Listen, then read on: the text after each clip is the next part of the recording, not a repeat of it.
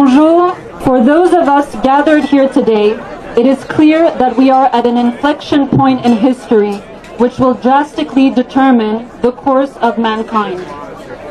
After decades of scheming, the globalists are on the brink of realizing their goal, the establishment of what they have coined the New World Order.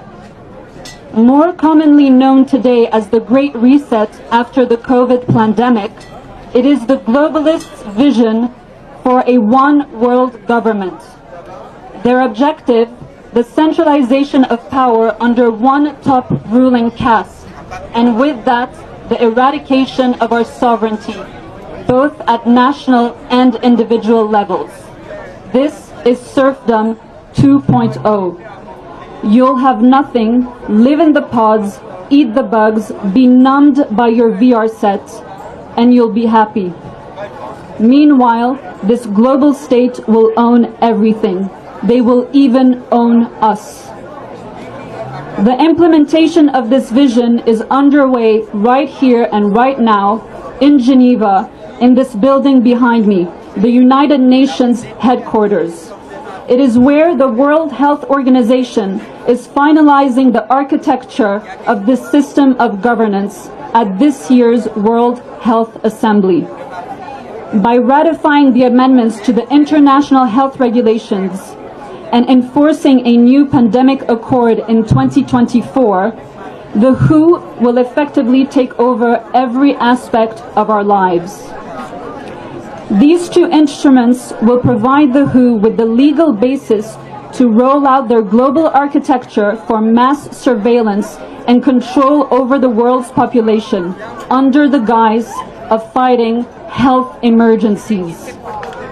Prepare for a disease deadlier than COVID, said WHO Director General Tedros Ghebreyesus earlier this week.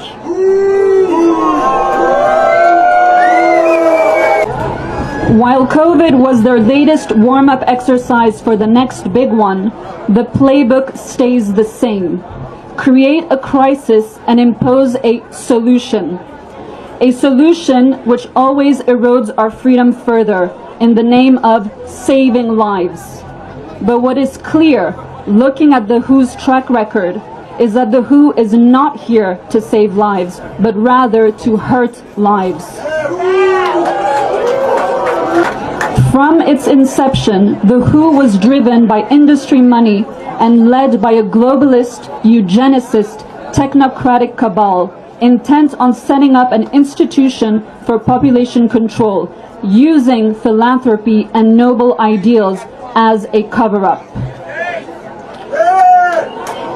Scandals involving scientific fraud, medical malpractice, conflicts of interest, and widespread corruption have been either hidden or largely ignored by a complicit media complex, bought and paid for academia and scientists, and our own captured governments.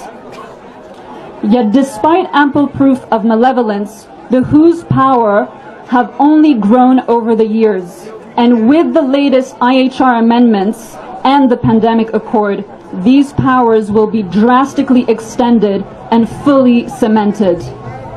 The documentation is 100% explicit. WHO measures will supersede national laws when responding to what they qualify as a health emergency, whether it is a potential or an actual threat. In order to make this determination, the WHO has put surveillance at the center of its programs, deploying many tools to monitor pathogens, that is us. This goes hand in hand with the global standardization and digitization of healthcare, including digital passports, which will enable the WHO to track our every move.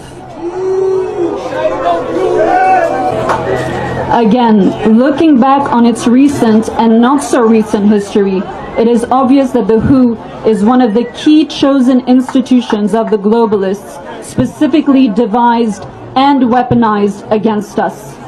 It is the Trojan horse of health being ushered in to steal our liberty and our dignity as human beings. It is of utmost urgency that we reject the WHO, demand our governments exit the WHO, and even go as far as to dismantle the WHO. At this hour, it is not hyperbole to state that our most basic freedoms and that of our future generations depend on it.